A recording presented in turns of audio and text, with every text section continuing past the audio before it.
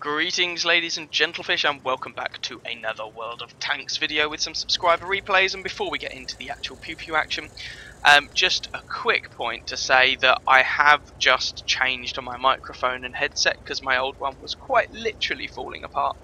So bear in mind, while I've tried to fiddle with the sound levels and whatnot just to try and make sure that it's okay, I am going to be playing around with it a little bit over the next coming days, weeks, depending on how things go. So feel free just to give me your thoughts and opinions about how the sound is, too quiet, too loud, or anything like that. The sound does sound different. There are far too many uses of the word sound there with the newer microphone, but you know, there it is. We shall see how it goes.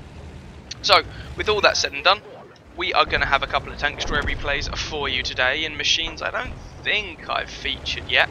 Kicking off with Baldric in his Swedish tier 6 tank destroyer, the IKV 65-2. He is platooned up with Ramraid, who is, well, they're both World of Tanks EU Forumites, and we're in a tier 8 match, so they are at the bottom of the feeding pool, unfortunately. Having said that, Baldric's already managed to rack up about 800 assistance damage and 2 solid hits into enemy tanks, one of whom, the T-21, has died. So there is that. And now he's just seeing if he can find anyone else to shoot at. Now I have not gone down really the Swedish tank destroyers, ooh, that's unlucky, myself yet, and that's also unlucky. I'm sitting at tier 2. I mean, yeah, I haven't really put too much effort into them at this moment in time. I will do, but not yet. So as far as I can work out, this machine at tier 6 has a fairly punchy 90mm gun. 180 penetration at tier 6 is quite nice. 240 alpha damage is also rather nice.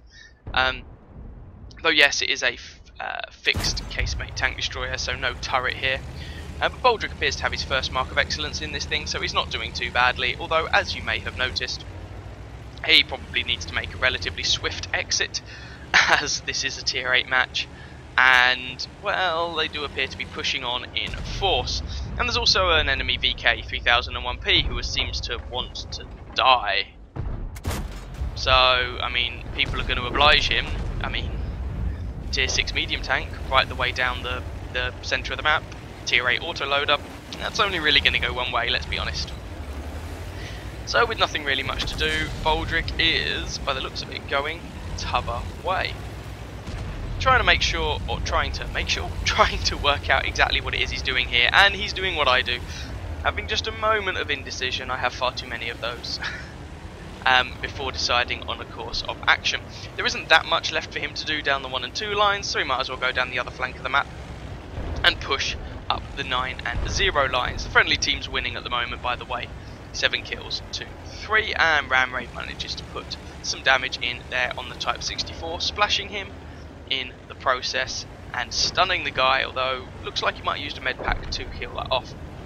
But he's dead either way, so screw it.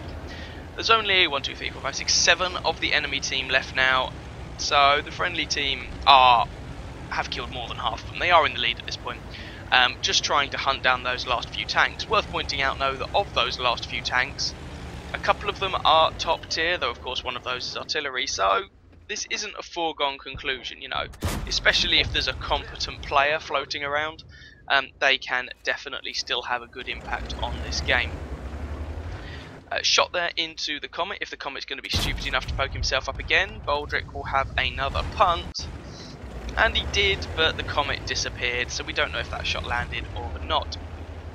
Moving forward again, and you can see here Baldric, although he's playing a tank destroyer, and although he is not aiming to engage people at close range, he's also not hugging the red line, which is nice to see.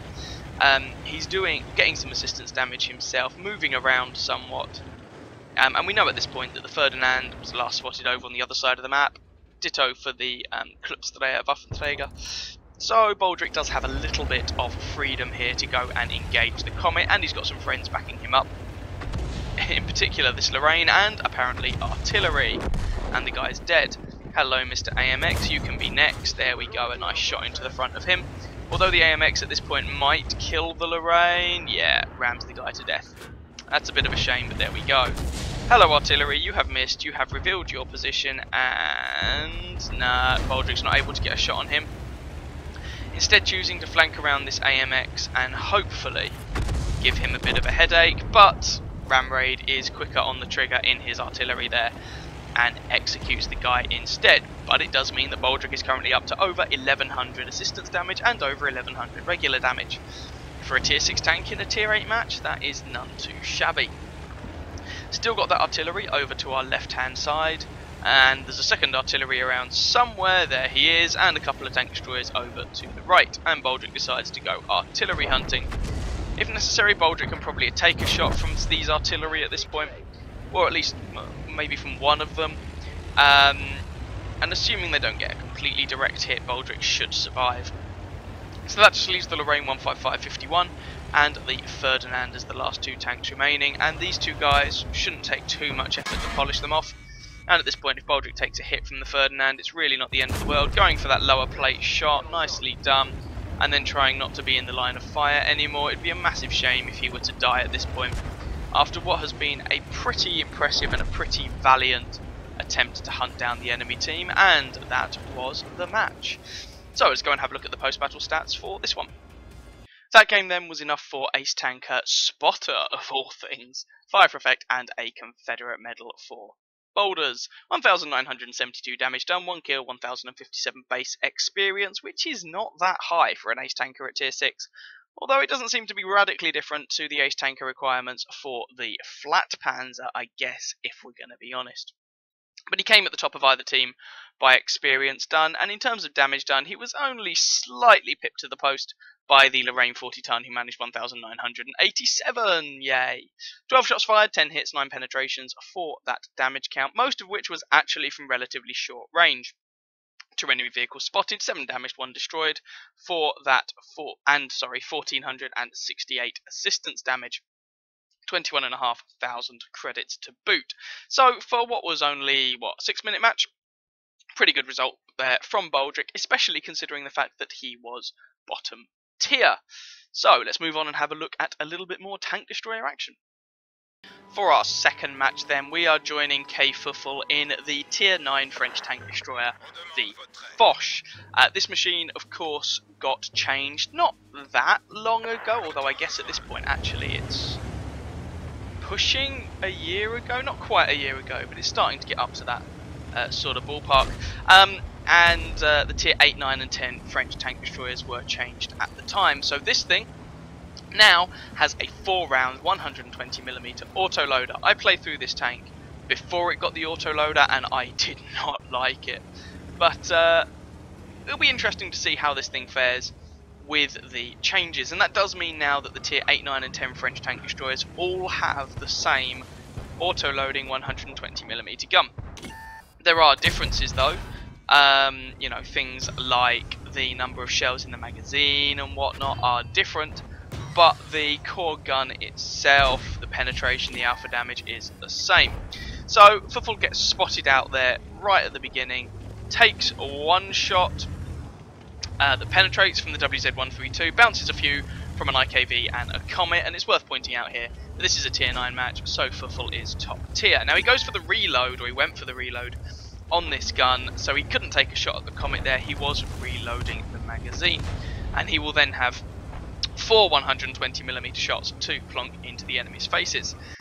The frontal armour on these tanks is not bad, but it's not great. He puts a shot or 2 there into the Comet, backs off, and then manages to unload 2 into the WZ-132. Basically the frontal plate on all of these tanks is pretty good, but you do have a couple of obvious glaring weak spots at the top of the tank in the form of that vision device up there. Although that doesn't seem to stop a lot of the enemies that Fuffle is facing from not knowing that they can shoot him there, which seems a little bit odd, but there we go. And it's only really the WZ, followed by a Tiger, who actually does him any damage. And not because they're firing APCR or anything, but just because... no. They must have been shooting him in the lower front plate, fair enough. Hello Mr. Tiger, 1, 2... Takes a shot there from the WZ.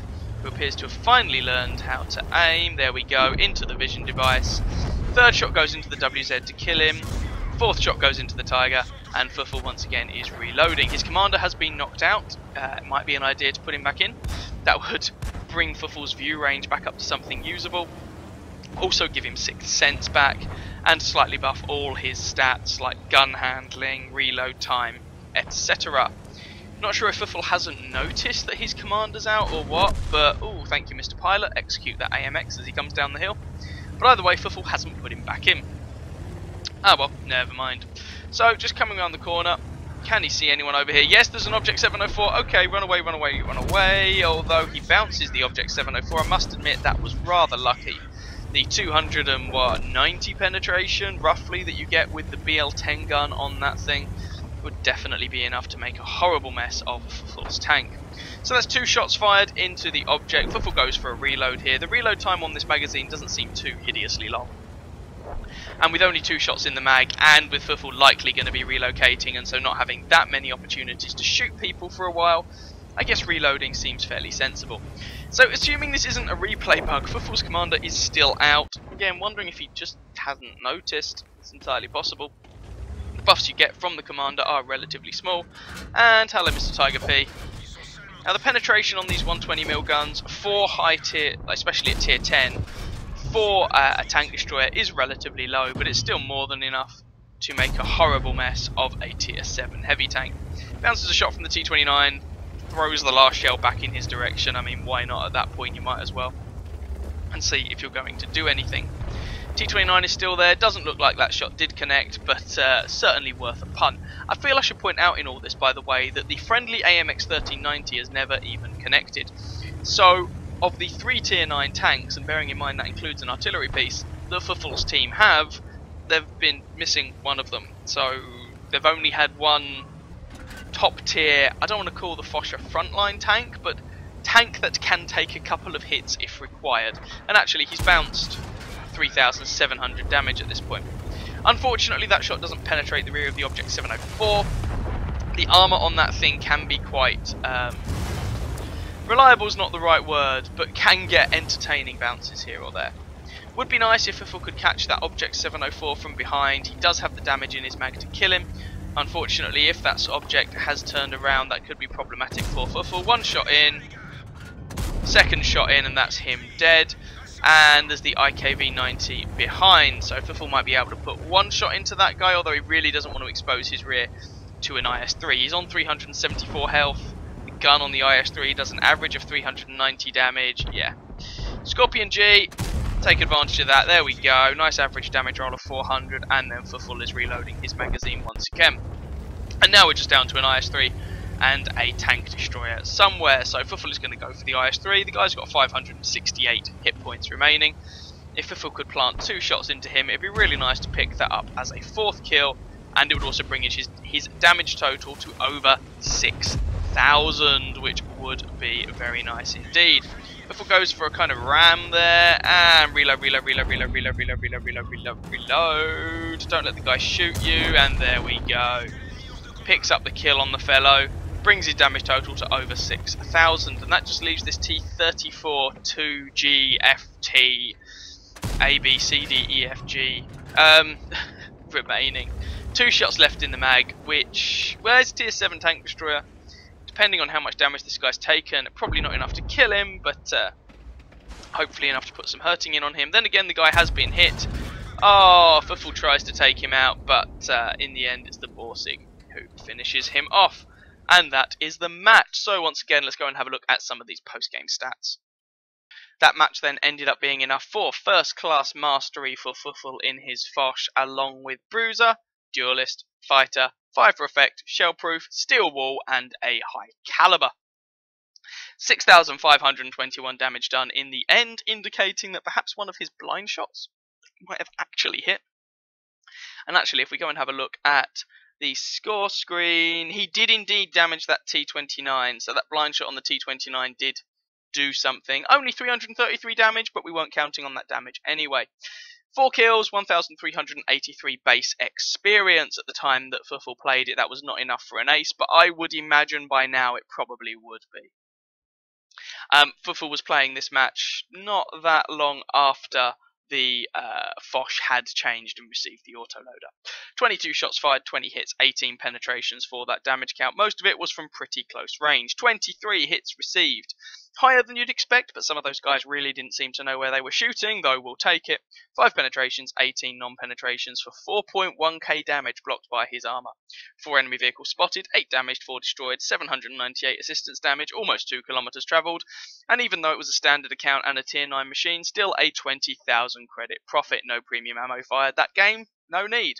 So very nicely done there from Fufu, and hopefully that shows you what can be done in some of these relatively new auto-loading high-tier French tank destroyers. Got one more game for you then in this video, and I hope you enjoy. Last replay of this video then, and we join the Lawsonator in, I love his clan name by the way, the Lawsonator from the clan Nubs, and he is driving one of my favourite tanks in the game, the Panzer IV, the mighty flat Panzer. I know lots of people don't like this, but screw them, I think it's awesome. Now this thing of course did get a buff, it's a little while ago now, taking the penetration on the 88mm gun from 132 to 145. Don't get me wrong, a buff is a buff, but it's still not amazing penetration, and I think if you struggled to make it work with 132, I don't think the 145 pen is going to make that much difference in the grand scheme of things. The premium penetration did also go up from 177 to 194, so there is that. This is, however, a tier 8 match. This is not really where the Flat Panzer excels.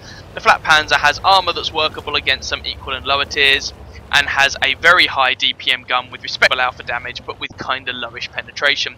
That makes the tank pretty much suited to murderizing equal and lower tier tanks, preferably. Having said that, that is not the situation that Lawsonator is currently in, so he's just going to have to deal with what he's got, really, isn't he? Here on Prokhorovka, well, fiery salient if you want to get all pedantic about it, but close enough. And he has gone over to the hill on fiery salient. Now this is not a terrible idea. If you can get over here pretty quickly, you can get some vision over and spot the people who are coming over the bridge at sort of J6, J7. As it is, Lawsonator unfortunately got spotted out. But hopefully he's still going to have a good impact on this game. So we've got a T28 HTC away in the distance, but Lawsonator does not have a good shot on him. And one thing in this situation, Lawsonator can't really afford to be playing this tank as a long-range fire support. I mean, he'd just bounce on a lot of the enemies, or miss them. The shell travel time on this short 88mm gun is not great. So he's going to have to be relying on things like flanking shots. Hello, Mr. Oh, AMX-12T. It's a shame that shot didn't hit, but there's an E25. Let's work that guy over as well. And I think of the Flat Panzer as a little bit like an E25 in many ways. Kinda low penetration, high DPM gun, relatively mobile, low profile. Bit of a shame that that shot missed the T28. Go again. There we go. Average damage per shot on this gun is 220. So 221 is about an average damage roll. Can he finish this guy off? Would be nice. No, misses unfortunately. Enemy VK away in the distance there, and Lawsonator is firing APCR rounds. In fact, I think he was firing APCR against the T28. Now against the T28 it's not as required, but it really is necessary against the side of this VK. In fact, I haven't got the armor model in front of me, but I don't think 145 penetration is really going to cut it for the side armor of that guy.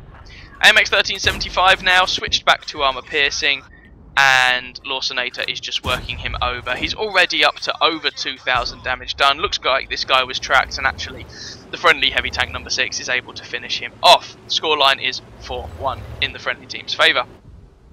T28 HTC, but once again he's the other side of that embankment. Heavy tank number 6, the enemy one this time, is pushing up over the ridgeline and going for the tracking shot possibly. Oh no, I apologise. Lawsonator is holding his fire right up until the moment when this guy is going to disappear. Oh, there's a Black Prince.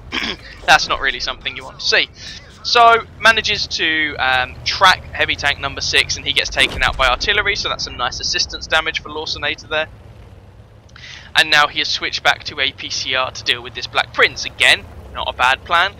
The Black Prince's frontal armour is kind of around about 152 mil at its weakest, although I don't think you'd need APCR for the side of this tank, but never mind, and he's not going to go through the front with or without APCR, so yeah, bear that in mind. Black Prince is going for it. Front of the hull is 152 millimeters thick. Hopefully he can get this Black Prince dead. That would be nice. Black Prince really has overextended here, and well, yeah, that was kind of predictable. If you're just going to rush over the ridgeline against, granted, a lower tier tank, but one that has a little bit of support going on, yeah, that's not going to end particularly well for you. And there we go, shot into the side of the E25, switches back to armor piercing, and that guy is dead. T28 HTC, and side of that guy, he is dead too. And there you can see, armor piercing is perfectly capable of dealing with the side armor on the T28 HTC. Lawsonator, of course, gets spotted out, but I feel I should point out at this moment he's got 1700 assistance damage going on, over 3000 regular damage in a tier 8 match. So, well done to him. WZ131GFT is away in the distance. Ferdinand has just been spotted, but the Ferdinand has spotted him. Lawsonator might want to be somewhere else. There's an AP round though. Through must have been one of the weak points on the front of that Ferdinand. There's some assistance damage on the Ferdinand, and the Ferdi is actually dropped down. Oh, artillery there. Only does 44 damage, but does stun him. Lawsonator repairs the track there and is going to try and do some more damage to these guys. Flank of a Ferdinand is a big fat juicy target. Lawsonator does unfortunately get spotted out, but hopefully he can still do quite a lot of damage to this Ferdinand. That shot wasn't the best aimed in the world, and the Ferdi is turning to look at him. Lawsonator, you need to be somewhere else. And oh yeah, that was perhaps not surprising. Ferdinand was even using the smaller gun, which probably means he gets a better aim time or something. So unfortunately Lawsonator gets taken down there. But it is just this Ferdinand left. And hopefully, yeah, there we go. T71 CMCD takes him out. And that was the match. Let's have a look at the post-game stats, shall we? So that match was enough for Ace Tanker, Spotter, Bruiser, Fire for Effect, High Caliber, and a Tank Sniper Medal. High Caliber as a bottom tier tank is a pretty nice one to be picking up. 4,117 damage done, 3 kills, 1,729 base experience. What can you say about that really? Very, very nice result indeed there. 26 shots fired, 23 hits, 20 penetrations for that damage count. Most of the well, no, about half and half split from close range and longer range. 3 hits received, 2 pen, 1 did not. 150 damage blocked by his armor, as he did manage to bounce one of the shells from that Black Prince. 2,181 assistance damage. Fired a little bit of APCR ammo there, but made intelligent use of his ammunition. So with a standard account, he wouldn't have made a particularly big profit, but with a premium account, that's a 57,000 credit profit. So there we go. Nice trio of Tank Destroyer games for you there. I hope you guys enjoyed. If you did, by all means, feel free to catch some of my other videos and or subscribe to my channel. And as ever, I wish you very happy hunting on that battlefield. Ciao, ciao.